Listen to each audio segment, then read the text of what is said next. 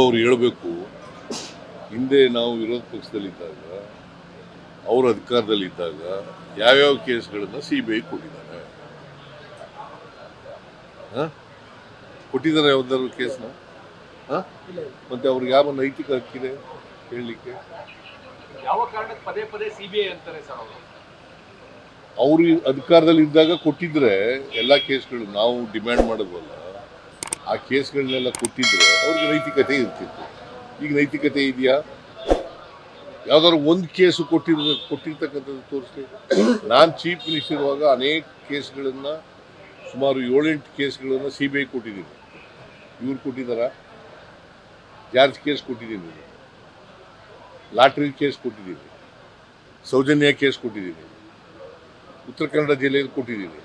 ಇವ್ರು ಯಾವ್ದು ಕೊಟ್ಟಿದ್ದಾರೆ? ಯಾವ್ದಾದ್ರು ಒಂದು ಕೇಸ್ ಇಂಥ ಕೇಸ್ ಕೊಟ್ಟಿದ್ದೀವಿ ಅಂತ ಹೇಳಿ ಜನಾಂದೋಲನ ಮಾಡ್ತೀವಿ, ಅದೇ ಕೇಸ್ ಇಟ್ಕೊಂಡು ಇಡೀ ರಾಜ್ಯಾದ್ಯಂತ ಮಾಡ್ಲಿ. ಅವರು ಈಗ ಆಂದೋಲನ ಮಾಡಲಿಕ್ಕೆ ಅವ್ರ ಪಾರ್ಟಿಗೆ ಸೇರುತ್ತೆ. ವಿರೋಧ ಪಕ್ಷದಲ್ಲಿರುವಾಗ ಏನು ಆಂದೋಲನಗಳು ಮಾಡ್ತಾರೆ, ಏನು ಚಳುವಳಿಗಳು ಮಾಡ್ತಾರೆ, ಏನು ಪ್ರತಿಭಟನೆ ಮಾಡ್ತಾರೆ, ಅವ್ರಿಗೆ ಸೇರುತ್ತೆ. ನಾವು ಏನು ಉತ್ತರ ಕೊಡಬೇಕು ಅದನ್ನು ಕೊಡ್ತೀವಿ. ನಿನ್ನೆ ಕಾಂಗ್ರೆಸ್ನ ಎಲ್ಲ ನಾಯಕರು ಏಕವಚನದಲ್ಲಿ ಮಾತಾಡಿದ್ದಾರೆ. ರೆಡ್ಡಿ ಅವರು, ಶ್ರೀರಾಮುಲು ಅವರು ವಾಗ್ದಾಳಿಗಳನ್ನ.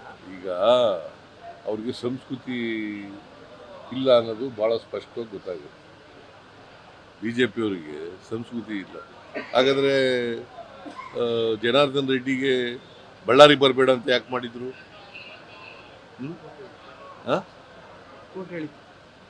ಬಳ್ಳಾರಿ ರಿಪಬ್ಲಿಕ್ ಆಫ್ ಬಳ್ಳಾರಿ ಅಂತ ಮಾಡಿದವ್ರು ಯಾರು ಬರೆದಿದ್ದದು? ಸಂತೋಷ್ ಹೆಗ್ಡೆ ಅವರು ಲೋಕಾಯುಕ್ತರಾಗಿದ್ದಾಗ ವರದಿ ಕೊಟ್ಟಿದ್ದಾರೆ. ರಿಪಬ್ಲಿಕ್ ಆಫ್ ಬಳ್ಳಾರಿ ಅಂತ ಬರೆದವ್ರು ಯಾರು? ಯಾರಿಂದ ಆದ್ದು ರಿಪಬ್ಲಿಕ್ ಆಫ್ ಬಳ್ಳಾರಿ? ಇವ್ರು ಜನಾರ್ದನ್ ರೆಡ್ಡಿ ಅಲ್ಲ. ಇವ್ರಿಗೆ ಪ್ರಜಾಪ್ರಭುತ್ವದಲ್ಲಿ ನಂಬಿಕೆ ಇಲ್ಲ, ಸರ್ವಾಧಿಕಾರದಲ್ಲಿ ನಂಬಿಕೆ ಇದೆ ಅಂತ ಅನ್ನೋದಕ್ಕೆ ಒಂದು ಉದಾಹರಣೆ. ನಾನು ಇಬ್ರಾಹಿಂ ಇಬ್ರು, ನಾನು leader of the opposition, Ibrahim ಕೂಡ ಒಬ್ಬ ಲೀಡ್ರು. ನಾವಿಬ್ರು ಪಾರ್ಲಿಮೆಂಟ್ನಲ್ಲಿ ಹನುಮಂತಪ್ಪ ಎಲೆಕ್ಷನ್ ನಿಂತಿದ್ದಾಗ, ಲೋಕಸಭೆಗೆ ನಿಂತಿದ್ದಾಗ ಹೋಗಿದ್ದೀವಿ. ನಮ್ಗೆ ಎಲ್ಲೂ ಜಾಗ ಕೊಟ್ಟಿಲ್ಲ. ಉಳ್ಕೊಳಕ್ಕಲ್ಲಯ್ಯ, ಪಬ್ಲಿಕ್ ಮೀಟಿಂಗ್ ಮಾಡಕ್ಕೆ, ಕ್ಯಾಂಪೇನ್ ಮಾಡಕ್ಕೆ ನಮ್ಮ ಕ್ಯಾಂಡಿಡೇಟ್ಗೆ ಎಲ್ಲೂ ಕೊಟ್ಟಿಲ್ಲ. ಕೊನೆಗೆ ಒಂದು ಕುರುಬರು ದೇವಸ್ಥಾನದ ಹತ್ರ ಮಾಡಿದ್ದು ನಾನು.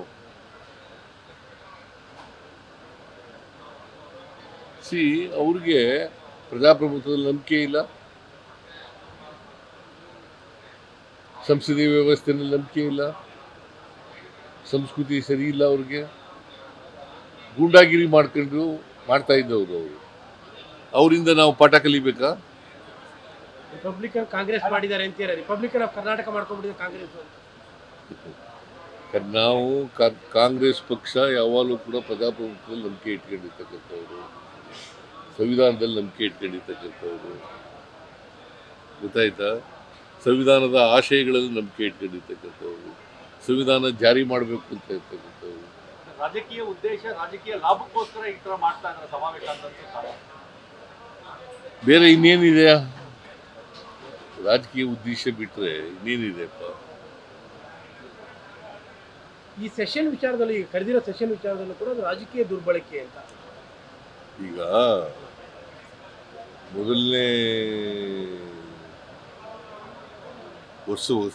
ವರ್ಷ ಅಸೆಂಬ್ಲಿ ಶುರುವಾಗುತ್ತಲ್ಲ, ಮೊದಲನೇ ವರ್ಷದಲ್ಲಿ ಅಲ್ಲ, ಹೊಸ ವರ್ಷದಲ್ಲಿ ಮಾಡಲೇಬೇಕಲ್ಲ. ಸಂವಿಧಾನ ಸ್ಪಷ್ಟವಾಗಿ ಹೇಳ್ತದೆ, it's A mandatory on the part of the government. Joint session ಮಾಡೋದು ಮ್ಯಾಂಡೇಟ್ರಿ, ಅದು ಮಾಡ್ತಾ ಇದ್ದೀವಿ. ಅದ್ರ ಜೊತೆಗೆ ಈಗ ನರೇಗಾ ಉದ್ದೇಶ ಏನು ನಿಮಗೆ? ಅದು ಗೊತ್ತಾ ನಿಮಗೆ? ನರೇಗಾ ಉದ್ದೇಶ ಯಾಕಾಯ್ತು ಅಂತ? ರೈತರಿಗೆಲ್ಲ ಕೇಳಪ್ಪ, ಇಲ್ಲಿ ರೈಟ್ ಟು ವರ್ಕ್ ಅಂತ right to information, right to education, right to food. ಇದನ್ನು ಮಾಡಿದವ್ರು ಯಾರು? UPA ಗೌರ್ಮೆಂಟ್, ಮನಮೋಹನ್ ಸಿಂಗ್ ಅವರು ಪ್ರಧಾನಮಂತ್ರಿ ಆಗಿರುವಾಗ ಮಾಡಿದ್ದು. ಅದನ್ನು ಹಾಳು ಮಾಡಕ್ಕೆ ಹೊರಟಿದ್ದಾರೆ. ಅದಕ್ಕೋಸ್ಕರ ವಿಶೇಷ ಅಧಿವೇಶನ ಕರೆದು ಅದನ್ನು ಖಂಡಿಸಿ ಮತ್ತೆ ಮನ್ರೇಗನ ರೆಸ್ಟೋರ್ ಮಾಡಬೇಕು.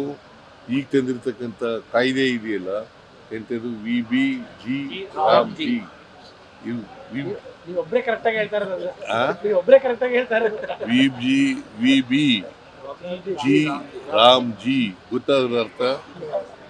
ಅದನ್ನ ಎಕ್ಸ್ಪೆನ್ಷನ್ ಗೊತ್ತಾದ್ರು ಹೇಳೋ ನೋಡೋಣ. VB ಅಂದ್ರೆ Viksit Bharat, guarantee for Rozgar, Ajeevika mission Gramin. ಅದರರ್ಥ ರಾಮಲ್ಲ, Rozgar, guarantee for Rozgar, Ajeevika mission Gramin ಅಂತ ಅದರ ಅರ್ಥ. ಮೊನ್ನೆ ಡಾಕ್ಟರ್ ಡೀಟೇಲ್ ಪ್ರೆಸ್ ಮಾಡಿದ್ರು, ಡಾಕ್ಟರ್ ಮಾಡಿದ್ರು ಡೀಟೇಲ್ ಆಗಿ. ಸರ್ ಇದು ಲೋಕಾಯುಕ್ತ ರೈಡ್ ಆಗಿದೆ ಸರ್, ಇಲ್ಲಿ ಅಬ್ಕಾರಿ DC ಮೇಲೆ ಸರ್. ಅವರು 2 ಕೋಟಿ ಲಂಚ ಇಸ್ಕೋಬೇಕಾದ್ರೆ ರೈಡ್ ಆಗಿದೆ ಸರ್. ಅವರು ಕೂಡ ಒಂದು ಆಡಿಯೋ ಸಿಕ್ಕಿದೆ. ಆಡಿಯೋದಲ್ಲಿ ಈಗ ಅಬ್ಕಾರಿ ಯಾರು ಸಚಿವರು ಹೆಸರು ಹೇಳಿದ್ದಾರೆ ಸರ್. ತಿಂತಾರೆ ಅವ್ರ ಮೇಲೆ ಕ್ರಮ ತಗೊಳ್ಳಿ. ಅಲ್ಲ, ಬಟ್ ನಾವು ಅದ್ರ ಮೇಲೆ ಅದಕ್ಕೆ ಅಡ್ಡಿ ಬರಲ್ಲ. ಲಿಕ್ಕರ್ ಸಚಿವರ ಹೆಸರು ಹೇಳಿದ್ದಾರೆ. ಮೇಲೆ ಬರ್ತಾ ಸಚಿವರ ಹೆಸರಿದೆ ಸರ್ ಆಡಿಯೋದಲ್ಲಿ, ಸಚಿವರ ಹೆಸರಿದೆ ಸರ್. ಅಬಕಾರಿ ಸಚಿವರ ಹೆಸರಿದೆ. ಅವರು ಕೊಡಬೇಕಾಗಿತ್ತು ಗೊತ್ತಿಲ್ಲ ಅಂತ. ಅದು ಗೊತ್ತಿಲ್ಲ. ಅಲ್ಲ, ಬಿಜೆಪಿ ಎಲಿಗೇಷನ್ ಅದ್ರ ಮೇಲೆ ಶುರುವಾಗಿದೆ ಈಗ. ಅಲ್ಲಿ ಭ್ರಷ್ಟಾಚಾರ ನಡೀತಾ ಇದೆ ಇಷ್ಟರ ಮಟ್ಟಿಗೆ. ಲಿಕ್ಕರ್ ಸಚಿವರು ಅದನ್ನ ಈಗ ತಗೊಂತಾ ಇದ್ದಾರೆ ಸರ್, ಲಂಚ ಅಲ್ಲ ಸರ್. 40% ಕಮಿಷನ್ ತಗೋತಾರೆ ಅಂತ ಯಾರು ಹೇಳಿದ್ರು? ಕೆಂಪಣ್ಣ ಅಲ್ಲ ಮತ್ತೆ. ಲೇಟೆಸ್ಟ್ ಹಾಗೂ ಇಂಟ್ರೆಸ್ಟಿಂಗ್ ಸುದ್ದಿಗಳಿಗಾಗಿ ಬಾಸ್ ಟಿವಿ ಕನ್ನಡ ಚಾನೆಲ್ನ ಸಬ್ಸ್ಕ್ರೈಬ್ ಮಾಡಿ. ಹಾಗೆಯೇ ಬೆಲ್ ಐಕಾನ್ ಪ್ರೆಸ್ ಮಾಡಿ. ಇದರ ಜೊತೆಗೆ ಫೇಸ್ಬುಕ್, ಇನ್ಸ್ಟಾಗ್ರಾಮ್, ಎಕ್ಸ್ನಲ್ಲೂ ಮಿಸ್ ಮಾಡದೆ ಫಾಲೋ ಮಾಡಿ.